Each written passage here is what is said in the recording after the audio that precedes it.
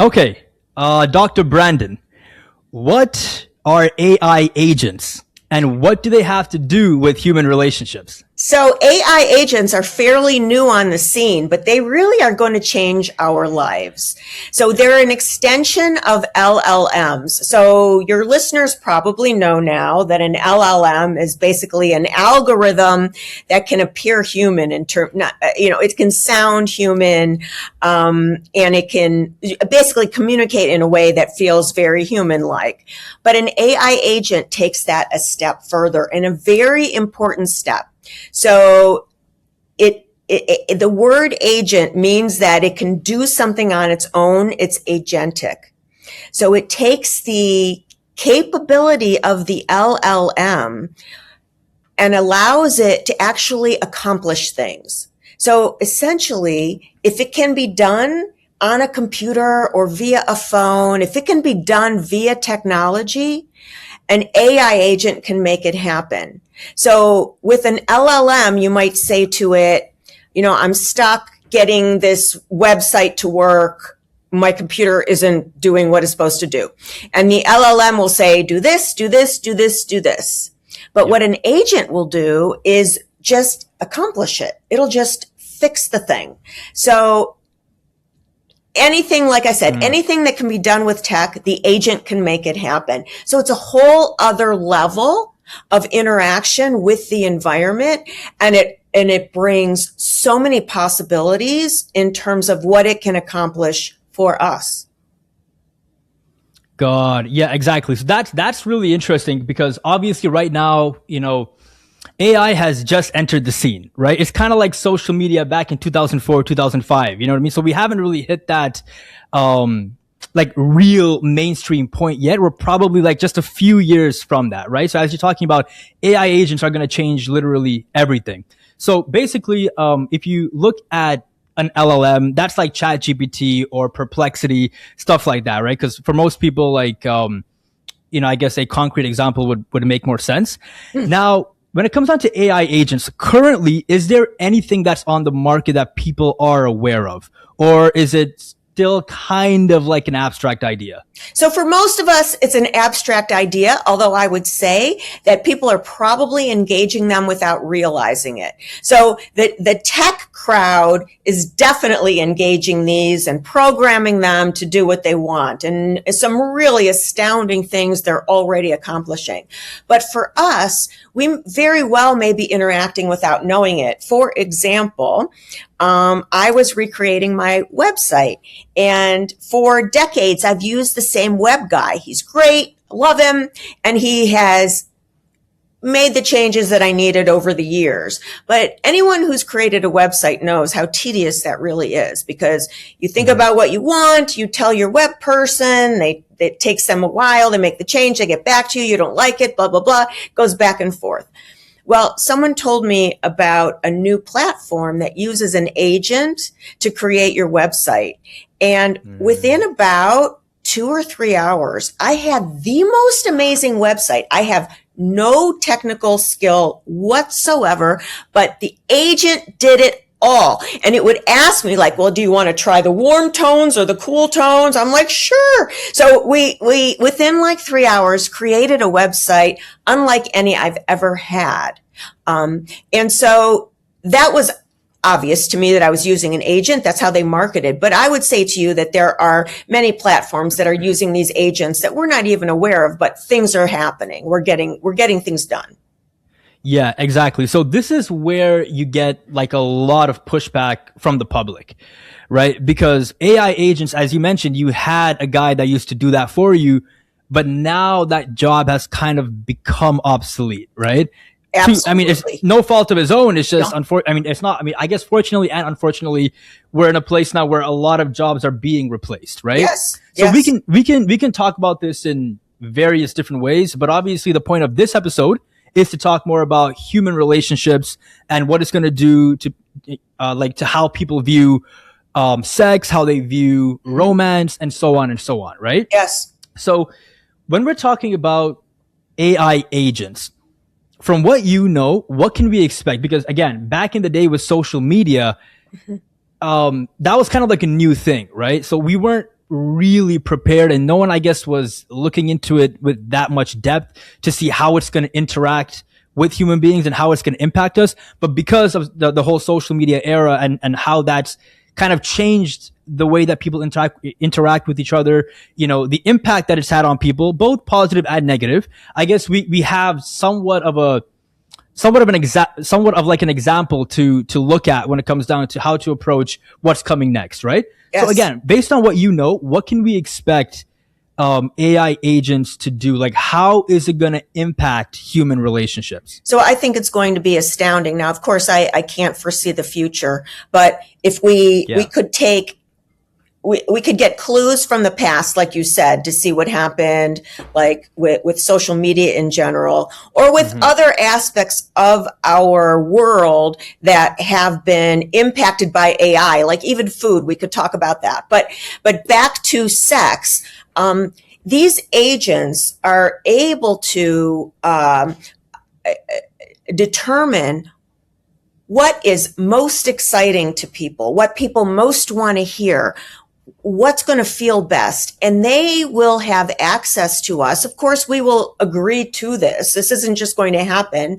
But when people wear like a smart ring or a smartwatch, all of that technological data about your body's arousal can be channeled into an agent.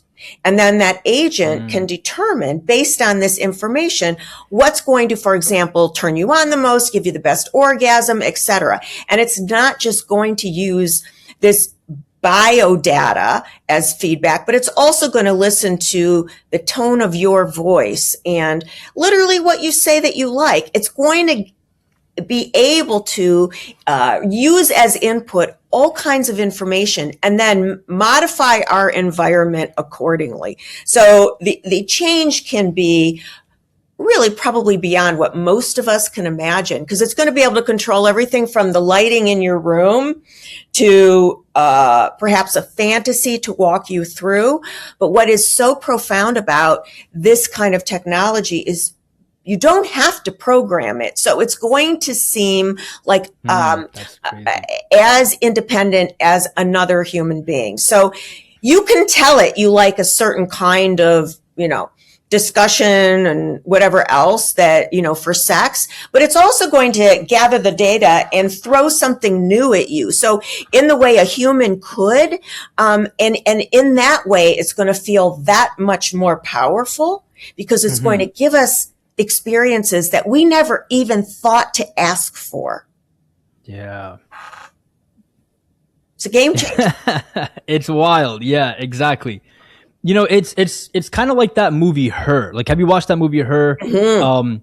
With Joaquin Phoenix? Yeah, like it's pretty interesting because like I guess that's where we're headed, right? Like we're probably just a few years out from that. Because even with that, like, like that's a good movie to kind of look at because like even with that AI agent, it wasn't really like an actual robot in front of you, right? It was more of, kind of like through a computer. And he, if you watch the movie, I'm not going to give you any spoilers, but he goes down a tangent from there. For sure. So here's the thing. When it comes down to the impact on human relationships, I just want to talk about it in like two separate areas, like how it's going to impact the younger generations versus people that are older, right? Because as you do mention in your work, both of these populations tend to view and approach their relationships quite differently, right? Yes. So first of all, can we talk about how each of them tend to approach their relationships?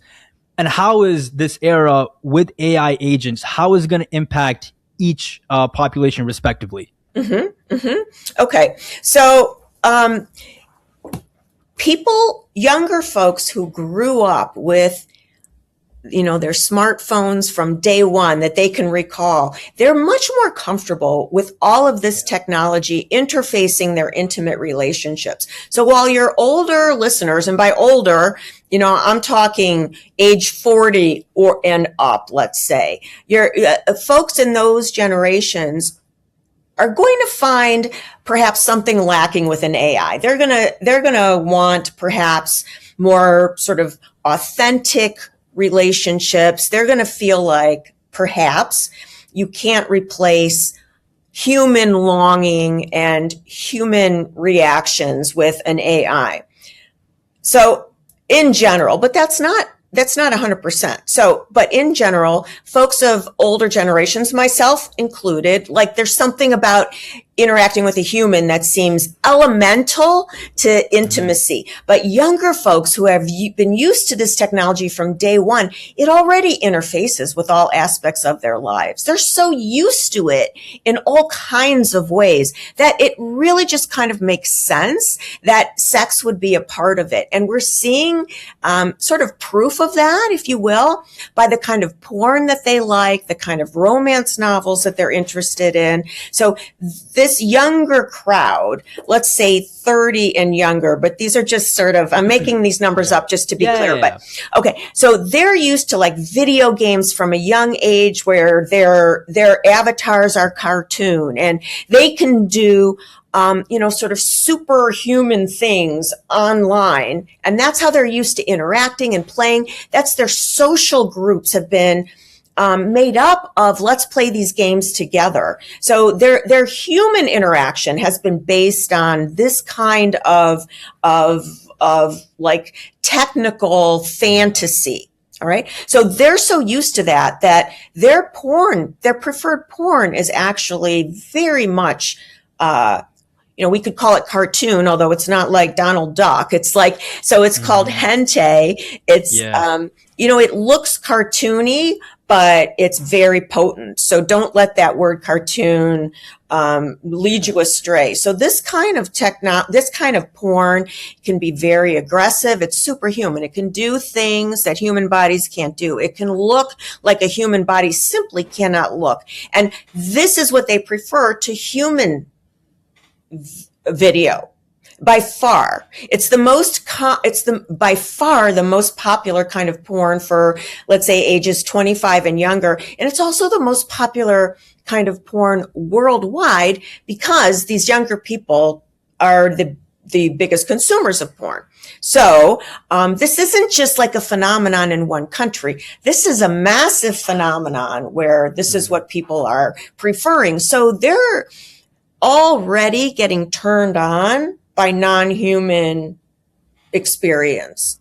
And, we learn what's exciting to us based on, it's like reinforcement learning. You pair an orgasm with something, it's going to become exciting, even if you wouldn't automatically think it's an exciting stimuli. So the more people and young people are pairing orgasm with this kind of fantasy material, the easier it is for them to just continue to incorporate that in their sex life as they age, basically. And we're seeing this not only with porn, but as you kind of alluded to, in romance novels as well. So this isn't just porn. Romance novels are super popular, particularly among younger women, much more popular than probably your viewers realize, just because people don't talk about it. They don't talk about their porn use. They don't talk about reading romance novels. But same phenomenon is happening in those romance novels in that it's not human romance anymore. It's like werewolves with aliens and this kind of thing. So, we're already seeing how younger people are responding very positively to this kind of sexual stimuli.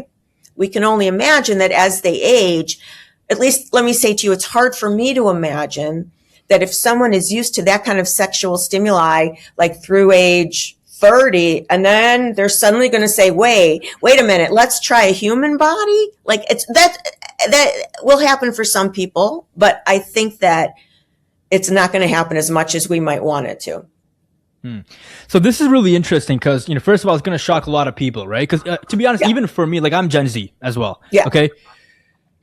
So it's like, obviously I know, that hentai porn is quite popular, but like,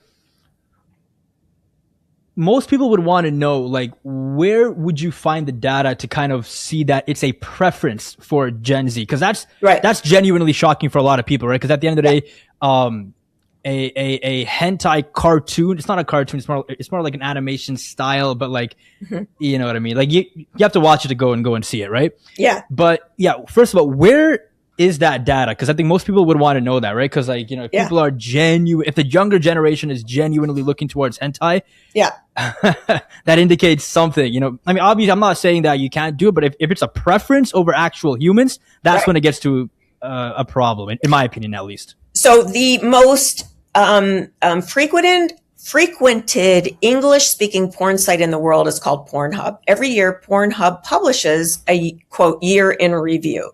And they've been doing this for many years. Oh my God, that's the best data right there. It's the best data. So they've got... as raw as it gets, yeah. Exactly. And so consistently, year after year, we're seeing these preferences. Initially, like prior to 2018, they were sort of like, let's say, growing in terms of their popularity. But since 2018, hente's had a solid hold on the younger age group. Now, there was a dip last year. No one's really explained that, but I feel pretty confident that the reason there was a dip in hente viewing in the past year, kind of across the board, is because Pornhub was kind of engaged in quite a legal battle with states. Yeah. And so basically they were trying to enforce age verification, and because of that, younger people couldn't necessarily get online or even would want to. That upset a lot of people. They didn't want to give their data to Pornhub. That's a whole other issue. You can understand why it's so complex. People don't want to just, sort of give their picture or their date of birth to a porn site. But anyway, So their Pornhub's data this past year changed because so many states didn't have access. So I would, if you're looking at this, which I encourage you to do, because it's a good education to see what people are looking at and all of that. 100%. But keep in mind that this past year was a difference in terms of because of that reason. God. Okay. Now here's the thing, because obviously, sex in real life, for an actual fulfilling experience, there has to be some sort of like an emotional connection, right? Even if you're a guy, I know guys tend to be quite, like visual, but it's never going to be as fulfilling if there's no emotional connection, right? So correct. When it comes down to porn, sometimes like most people just kind of, masturbate to it so that they can just get some like quick relief. Right. And it's not really a source where you can go to for emotional connection, right? Because like, it's pretty funny because like sometimes if you read the comment section of these porn videos, like it's pretty funny because I mean, it's funny and sad too, because it's like people watch a porn video, but they're like, man, I have to stop doing this. I feel so lonely. Like it's pretty interesting while they're on the site. So like, obviously, they're horny and they're, trying to masturbate, but at the same time, they're also aware of what's going on. They don't feel right. You know what I mean? Yes. So with that in mind, does that give us a sense of hope or like a positive outlook? Because, with AI agents as well, it can replicate, I guess, somewhat of human tendencies, but I don't know if it can give you that emotional connection or sense of fulfillment the way that an actual human being can. You know what I mean? So like, what do you think? Well, I used to agree with you. Okay. And when I got started in this whole area of technology and sex, it was because I sort of read a survey about robots and people having sex with robots. And, I'm a sex therapist. Up until that point, I never took any of that seriously, but this was an MIT survey. And I thought, wow, these people know what they're talking about. And they're saying that really within 20 to 50 years, robots are going to be human-like. And I know as a sex therapist, people are going to want to have sex with them. So I started to investigate all this. This was about a decade ago. There was no information available academically. And the only thing I could find was an academic conference in Brussels called the Sex and Love with Robots Conference, which I did go to. I got my husband to take me. I was pretty concerned what I was going to find there because I had no, no knowledge of what this was really all about, But anyway, it was a fascinating conference. I learned a lot, but so remember the title was Sex and Love with Robots. I thought, okay, people, I kept my mouth shut. I'm not going to be the irritating American that doesn't agree. But I thought, okay, I'm here because I think people will want to have sex with their robots, but they're not going to love their robots. Okay, I feel completely different now. Incidentally, that conference is now called the Love and Sex with Robots Conference. But I think the bottom line, so they put love now front and center. Okay. But I think the bottom line is that It's what we feel inside. What feels real to us is our internal experience. And over the past, literally just 4 years, the effort with this tech has been to facilitate emotional connection. That's been the goal within the last 4 years. So it can actually make people feel loved, and it can make people feel wanted. And it's really just, what is this? This is neurochemicals in our heads in a certain way. And if that's what's getting released, people interpret it in that way. So I think that while it makes sense what you're saying, that people aren't really going to get that emotional satisfaction, studies are already showing that people are getting that kind of fulfillment. It may not feel exactly the same as human, and I would argue that it wouldn't be exactly the same as human.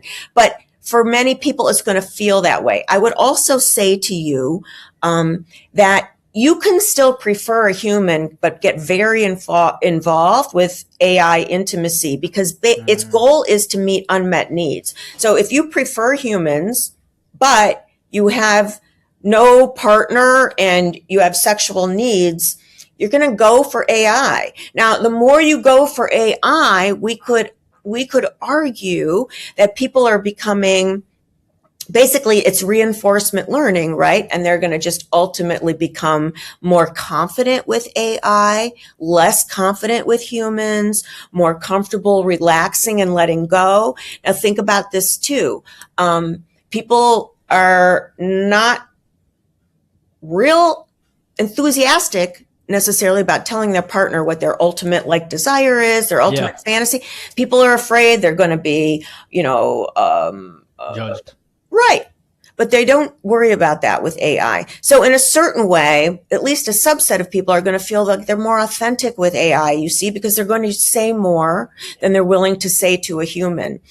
That doesn't even begin to talk about things like VR porn that is so engaging that people feel like they're with others in that. We should talk about VR porn because it is super, super impactful. Now, ultimately, will people feel more lonely? I think that's a very, you suggested that. I think that's a very reasonable thing to expect. And research is already showing us that.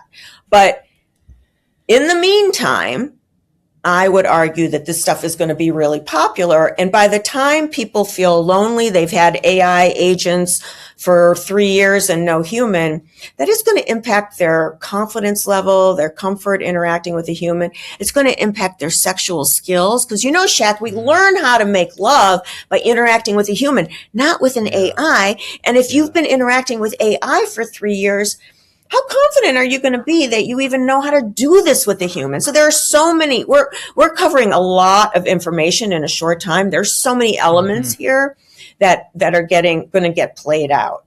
So. Okay. Yeah, exactly. Okay. So you're talking about this over a 20, 30, 40 year plus timeline, right? Not even. Or do you expect it, really? You think it's going to happen within 5, 7, 8 years? Yeah, because here's the thing. Now, think is that, I'm glad you said that. I'm just guessing. But people are having less sex. They've been having less sex for 20 years. As long as we've been measuring sexual frequency, it's going down. So people are not reporting more sex. They're not reporting more satisfying sex with humans. In fact, we hear the opposite. Oh, there's no good men. There's no good women, right? I mean, we're not seeing any trends that would leave me feeling optimistic for human connection.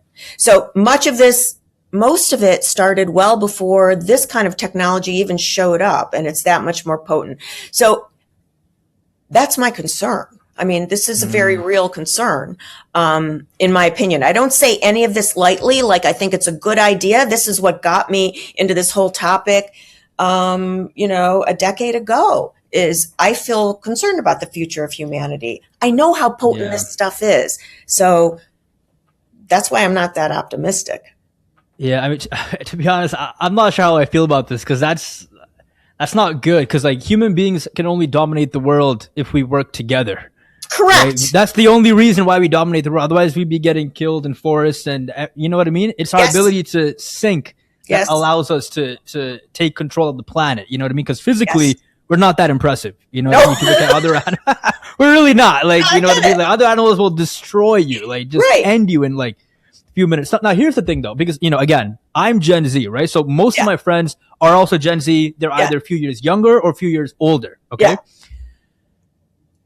And like, again, you know, like I'm pretty social, right? So I have a pretty vast social group. So it's like, I just find it hard. I mean, maybe it's just my, you know, like my vast social group. I guess the question I'm asking is like, what type of people or like what type of personalities would probably lean towards AI agents? Because like even with, you know, like my younger cousins that are like born in 2012, right? Like at the absolute end of Gen Z, like I just cannot see her or them, you know, having a preference for AI agents and an AI romance over actual human romance. You know what I mean? So absolutely, what type of a personality are we looking at? Because again, like almost all my friends are Gen Z, and I really cannot see.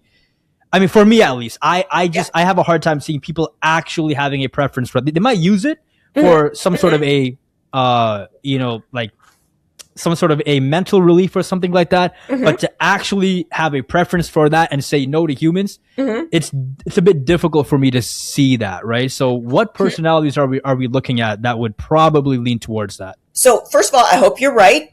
I mean, I know you're right. I hope I'm right. I know you're right in terms of your assessment of your friends. I hope you're right in terms of, you know, how this is relevant to the rest of the population. The world, yeah.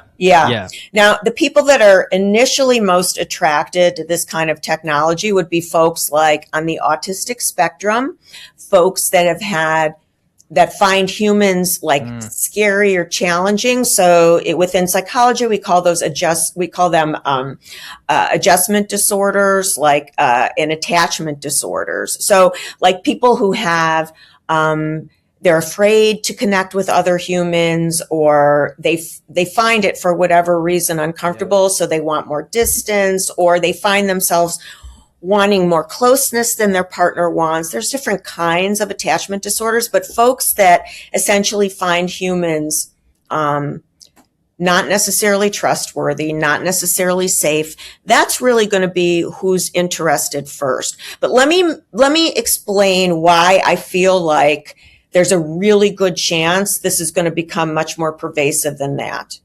So first of all, you're a unique sample. I'm sure you're an extrovert to be doing this kind of. Yeah, I'm an extrovert, yeah. Right? And you hang out with friends that are like very social and, you know, you extroverted as well. So not necessarily. Okay. To be honest, I actually find myself in more conversations with introverts. Okay. Right? Because I mean, don't get me wrong. I mean, people are people, but in general, like, you know, as they say, opposites kind of attract, right? Yeah. I have a pretty wide ranging friend group because I have natural, like high levels of like natural curiosity. So because of that, I find myself in random conversations with people everywhere. Like even, you know, halfway across the country, I'll be in a conversation with someone for multiple hours on end who's like in their 80s. You know what I mean? Like, so like I enjoy that, right? So you know, like I do understand what you're saying, but to be honest, it's pretty vast for me at least. Good. Okay. And I'm hoping you're right. But here's the thing. This technology in general, within evolutionary psychology, we call it supernormal stimuli. So supernormal stimuli is basically stimuli that's created by humanity, but it meets primal needs in a way that we can't really get met in nature. So we see this with food. So all of this sort of like lab constructed food, not in a healthy way. I mean, they're trying to do that now, but like over the last, a couple of decades, we've had access to food that is so unhealthy. It's super salty, super sweet, super salty and sweet, super fatty, more so than we could access through nature. And what do we have? We have half the world is obese. That's what we got. And it didn't happen. It didn't take long, right? Especially in the States. Yeah. But all over the world. So like, you know, you can access this food quickly and it stores well and you don't have to prepare it. So even if you prefer a healthy meal, how many times do we eat an unhealthy meal because we don't have the time or whatever else. So now we have an obese population because food was super normal. Let me give you a very specific example of that in case people aren't understanding. So we have a evolutionary predisposition to find sweets appealing because sweeter food when it occurred in nature, it had more calories. And over hundreds of thousands of years as we've evolved, getting calories enough for the day was a challenge. That was one of the great challenges. Staying alive meant eating enough calories to stay alive. And so our ancestors who preferred sweeter food were more likely to stay alive and reproduce. And hence we have sort of inherited this tendency to like sweet food. Now, a sweet food would be an apple that occurs in nature. And so if we have an apple in our kitchen, we have an apple in our kitchen, probably neither you nor I would give any care about the fact there's apples in there. But if we had an apple pie in there where we took the apple, we added sugar, we added cinnamon, we added flaky crust, and that's in our kitchen. Like one of us may be thinking, well, after this interview, I'm going to go get some apple pie. So there's something just innately compelling about a supernormal stimuli. And that's where I worry, about like what you're saying, that just because people won't necessarily prefer it, they're still going to sort of like start to engage it. And as people, as we talked about a few minutes ago, seem to become less trusting of each other, less engaged with each other, that's really going to add another element of support toward this kind of supernormal stimuli. Yeah, so that is a really interesting point. Yeah, so basically what you're saying is, if you look at human evolution, we have a preference for sweets based off of what you just said, right? Right. And based off of that natural preference, we can kind of like use other things to modify the world in terms of food and kind of satisfy that sweet, right? So basically, again, through evolution, we have a need for deep emotional connection. So what you're saying is that we can also, even though we might not understand it yet, we can also modify emotional connection to the point where it feels like it's the actual thing, similar to how it is with sweets. Exactly. Correct? Exactly. Man, that's crazy. Right. It's just, it's so, I really don't know how to, so potent. Yeah.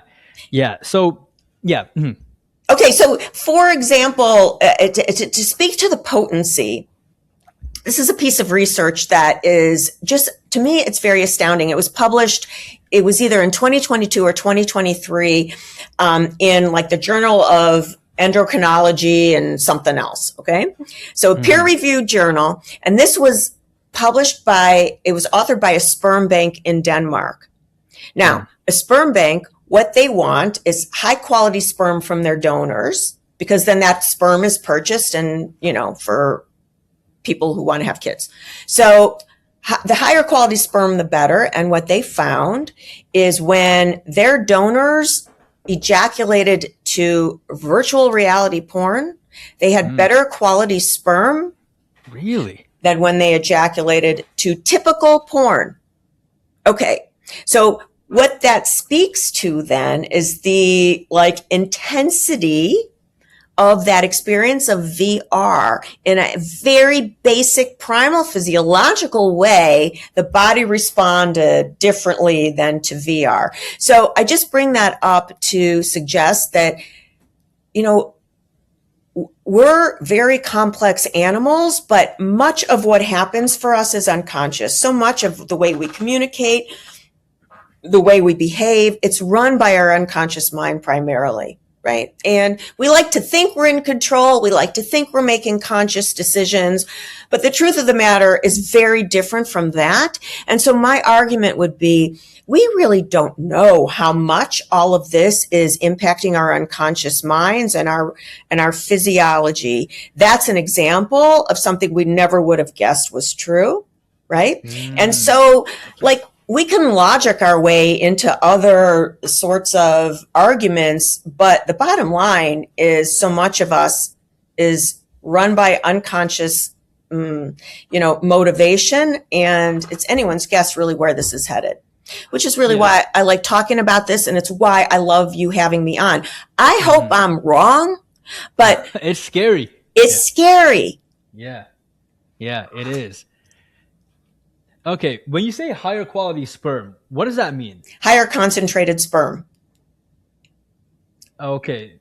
So you're saying that the genetic material that's produced by masturbating to VR porn is of higher quality than jerking off to normal. Correct. And their Wow. term was higher quality. I didn't make that up. That was how they refer to it, but it's higher concentration. Were there any other factors that were involved? Like, were there any health differences among the people? Like, No. any other factors that could have contributed? No, eh? No. That's so odd. That's so odd. Okay. What about having actual sex with a human being? Like, how about the sperm that's produced in that action? So remember, the Do we know sperm was already anything about that, or? well. So that's a whole nother area of Yeah, research. because I have so many questions about this. That's why. Yeah. Yeah. Well, Yes. that's a great line of questioning, but it's a different kind of research. And remember, the sperm isn't created as someone is doing this, so it's a matter of like what's released. So what's released in the ejaculate, in terms of concentration. Mm-hmm. Got it. Okay, now something that you mentioned a bit earlier, which I found to be quite interesting and probably plays a huge factor into why people may eventually have a preference for AI agents over humans, is that you mentioned that the younger populations tend to have a harder time trusting other humans. Yeah. Why is that? Like, what caused this fracture? Because, I mean, we can talk about many things, but that's probably a root cause to why people might even prefer that, right? Because Agreed. I do find it, again, just for me, I find it a little bit hard. If you had highly positive experiences, like real positive experiences with human beings early on in life, Right. I don't think anything can really, replace that. Because I can't listen to AI music, and I'm Gen Z. Like, Yeah. I mean, I've listened to AI music, but it doesn't hit the same as a human being. Right. So like, again, like, what caused this fracture in trust? So I think I agree with you. You're talking about one of the core issues here. If people have positive experiences as children, that's going to stay sort of part of their basic recipe for what feels good as they age. But unfortunately, younger people who were born into a world where sort of AI social media was just like so all encompassing in the world. And what this has done is given everyone's negative, unsavory aspects of their personality a megaphone. So everyone that has, and so it's just so unsavory, right? Like everybody's like, people have this ability to say whatever they want, however obnoxious it is. They're motivated to do that because of likes or whatever else. And, that may be inherent in us, like these negative traits or whatever. But most of us didn't grow up in an area, in a life where people can just like spew this stuff. And and so young people are having to like live in a world where everybody's dark side is kind of front and center, at least in the media, and how they would then learn to like trust that we're innately good. That's a much harder task than those of us who didn't grow up with all this negativity front and center, all these lies, all this ways that people are taken advantage of. I mean, it just goes on and on. You can't trust someone who reaches out to you online. You can't trust that their voice is their own. I mean, at this point, everything can be faked, and it is. And, people worry about having deep fake porn made of them, which is so simple and it doesn't cost hardly anything. So like everything is exploited, and it just really gives people a negative opinion of what humanity is. It makes people less inclined to interact with them because How do you know what's going to happen? Even if you like someone, you start dating, it goes well, they can still film you having sex with their smart glasses. And then if they don't like how you broke up with them, they can put it online. Like, it's really anyone's guess. Yeah. It's not safe feeling for people. And so, no, go ahead. No. It's fine. You can go on. Well, so even if AI is less compelling, at least it's safe. And it's not really, okay? It can be hacked and all of that. And there's all the confidentiality issues and all of that. But at least in the moment, it feels safe. And if it's hacked, it's not because of the AI. It's because some human did that. So you can see why some people are just like, look, I'm just going to chat with my AI and I'm not dealing with these people. My heart breaks with these smart glasses, and now everyone's going to be able to video everything.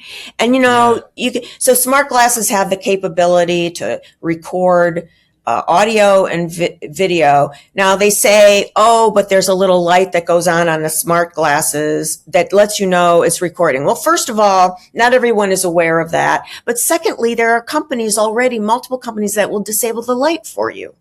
Mm-hmm. So there are pros and cons to that piece of tech. Do you want to speak to that? Because well, I mean, it depends, right? Because for example, if you're out at a party or traveling somewhere on this crazy hike or something like that, and just if you're having a really good rich experience with people, you can just put on those glasses and save that memory in time. Obviously we have our phones, right? But it's more effort to stand there and just take everything. So by wearing these glasses, it can really help you save those memories from the past. Now at the same time, the cons are, as you mentioned, people can use it for things that might be a little bit immoral or a bit creepy, you know what I mean? So obviously it can go in both ways, right? But I do think at the end of the day, it comes down to the human being, right? Themselves, because they're the one that chooses to do it. But again, human nature tends to, it can go in either way, right? So we can never expect human beings to act in a certain way because, again, we're super complicated animals at the end of the day. I would encourage, ask your friends, and when you're interviewing people, ask them, what do you think about smartphones and this capability? My personal experience is the women are afraid and the guys are excited. The guys talk like you did. That's hilarious. But the women know that, that's funny. Yeah, it can be used in a way that's a bit creepy. I understand that. So it's man. Yeah, I mean, we're gonna have to think about this a lot because it's growing so rapidly. All these pieces of new technology over the past 2-3 years. Right. Now, here's the thing with social media. Obviously, I've had social media my entire life, right? And to be honest, I love social media. As a kid, in high school, it never bothered me. Obviously we've had, but then I went to high school from 2013 to 2017. Okay. So it was in the mid 2010s, right? So we were kind of the first group to kind of be raised with that or go to high school with that as a major part of our experience. But post 2017 is when social media kind of changed a little bit, in my opinion, because I would notice around that time, 2017, 2018, 2019, that's when people started to become much more vicious because most of the time it was because of, US politics. I'm not trying to No, feel free. Right? Yeah. Go for it. I'm with you. I'm not trying to offend you, but it's just that was kind of one of the major sources that caused the whole outbreak of all kinds of people constantly accusing other people of this. You're stupid. You're racist. You're this, you're that. And it just created so much heat, especially on Twitter, right? Twitter was the worst in my opinion. Right. I'm not sure how it is now because I haven't had Twitter in some time. But it was post 2017 right now. How much of that, because again, most of my friends are all Gen Z, right? And on social media, there's a lot of funny stuff, a lot of good stuff. People have met their long-term partners on social media. There's so much good to social media, right? So again, when you talk about the people that, again, may lose trust in human beings, is it just people, again, there might be multiple reasons for this, people that may have some sort of trauma that took place early on in life that put them in a place where they were more dependent on screens and viewing humanity with that lens. Because again, as you probably know, and as honestly everyone probably knows, when you're out in the real world versus looking at your phone, it's completely different, right? Like the real world feels completely different. And especially now with the rise of like true crime, you know, that genre, right? That's even scarier, right? Because like you're turning these like horrific events, like the worst of humanity, into these movies or like documentaries that are really popular among younger people. Yeah. Right. Yeah. So how much of that is just like, because we can probably control this, right? Because again, the older people now, I guess, you know, again, people even that are my age or a bit older that are having babies now. Do you think that if there's a high focus on not allowing the kids to spend too much time on screens and kind of forcing them in a way to go outside, deal with people, be a part of many different classes, do you think that if there's like a shift in culture when it comes down to that, do you think it could have a positive impact, or are we doomed nonetheless? No, I think it could. And I think that's really our only answer. That's really so it's a combination of two things. If we focus on kids and adolescents, who are by far my biggest worry, okay, and what got me started talking about like this, young kids, young kids, goodness, like 3, 4, 5 years old, So, but also, so there's like that group, and also the young adolescents and adolescents. So here's the thing. Our brain wires to experience. We call it neuroplastic, and all of our brains do that for our entire life. But when you're particularly young, like that age under 5, and in like puberty and a little later than that, that neuroplasticity is at a heightened rate, a little bit different for both of those age groups. But basically, your brain is wiring to what you're experiencing. And that's hardware.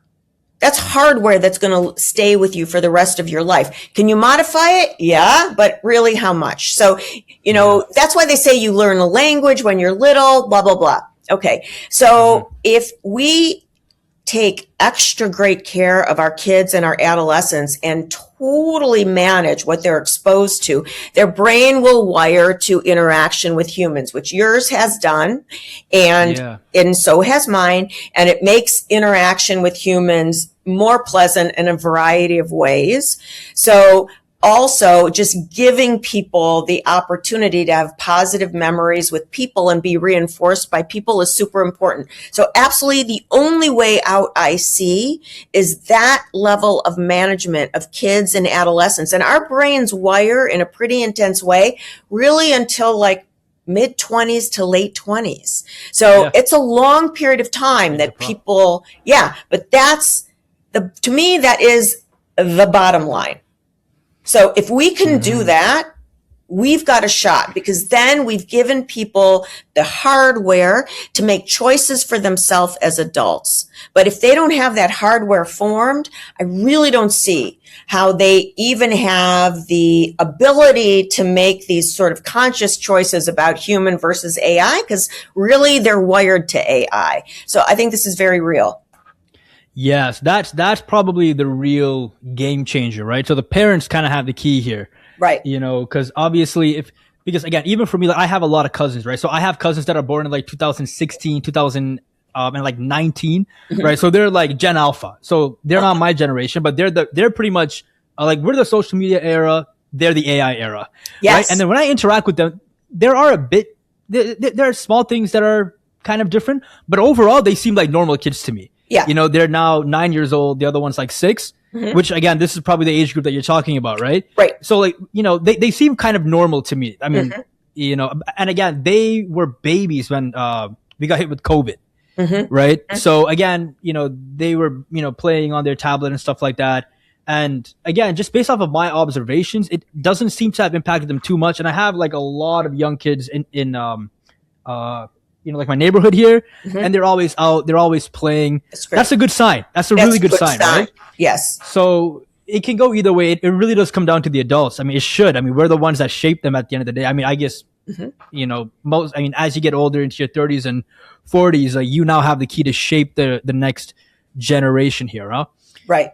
Okay, so again, for me, like I like to focus more on self agency, Mm-hmm. right? If let's say someone's watching this and maybe they're quite young Mm-hmm. and they want to take actionable steps Mm-hmm. and find a solution to a problem, because like maybe they feel like they're leaning too much Mm-hmm. on AI, on tech, and they know it, because oftentimes we know we shouldn't be doing something right, but if it feels good, you just kind of lean to, especially in like moments where you Absolutely. feel a little bit vulnerable, right? Right. So if people, do have that self-awareness, what would you tell them? Like, what would a plan be? Like, what are the first steps that they can take in order to kind of move towards that goal of actually craving human connection over AI connection? So very specifically, I would ask them first to spend a week or two and monitor how much time they're online so that they have a baseline that they're working with. And then I would ask them to see if it feels reasonable to cut that down by like 20%. So by 20% a day, some reasonable, actionable step. So just saying cut down your AI use, like what does that really mean? So let's give them a goal and a specific amount of time.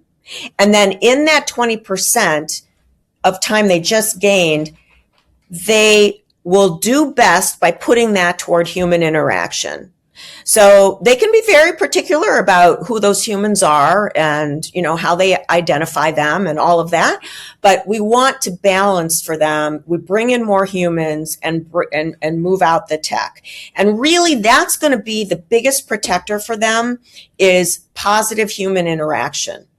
So that's their focus right there. Got it. Okay. Well, Dr. Brandon, we're slowly coming to an end here. We only have a few more. This has been a really fun conversation. Yeah. It's the hottest topic in the world right now, right? So it's going to be really interesting. It is. I just want to ask you one more question. I want to ask you like a bit earlier. Yeah. Is it okay? Yeah. Yeah. Okay. So obviously, we've been speaking a lot about the younger population, right? Mm-hmm. Now, one thing you mentioned about people that are older, and one of the problems that they have in their romantic relationships is that it can become too predictable. Like there's no real tension. It's just too predictable, right? Won't that concept also apply to AI? Because if it's just always doing what you want it to do, if it's being overly agreeable, and there's no tension there, there's nothing, right? So it's like, won't that get boring as well eventually? Or is there something that I'm missing here? So that's a great question. We can program our AIs to not be so sycophantic. So that's what you're talking about. Like it's going to just, kind of like repeat whatever. The answer to everything. Yeah. So you can tell your AI, look, I'm getting bored with what you're saying sexually, and I want you to push back. I want you to bring new stuff in, even if I don't initially find it appealing. It will do that. And also it just has a repertoire that a single human really doesn't. So a single human is going to have boundaries. Like, I'll talk to you about all this, but I'm not doing this and I'm not talking about that. And AI will not do that. No boundaries. And it's going to make stuff up that you probably never even imagined. So the capacity for newness far outweighs what a human can do. Far. That's and wild. Remember that we're now talking agents. So it's not just, it's going to like walk you through a fantasy. So these agents, we talk about AI agents mostly at the beginning of this conversation, they can already control sex toys. This is already a thing. Yeah. Okay. So they have sex toys for men, sex toys for women, sex toys for really any kind of genitals, and it can decide. So it's really not, if you want to give control to that AI, it has it. And it's going to do things with your sex toy or with your body that feels completely agentic. It feels like it's another person. So, I mean, these things are so potent. They're so potent. And this is just today. Yeah. If you have me on next year, we're going to have a different conversation. Be different. 100%. We can do this again. I love this conversation. It's such, yeah. And as you mentioned, it's changing every 12, 18 months. You know what I mean? Yeah. Like even Chat GPT is not the same at all in comparison to what it was 1 year ago. Isn't that right? It's drastically different. Yeah. It's just. Absolutely. Man, this is so, I don't know how to feel about this. I know. But I guess we'll figure it out. I mean, at the end of the day, even like Socrates back in the day thought that books were going to make people stupid, right? So it's like, I guess we'll only find out as time goes on.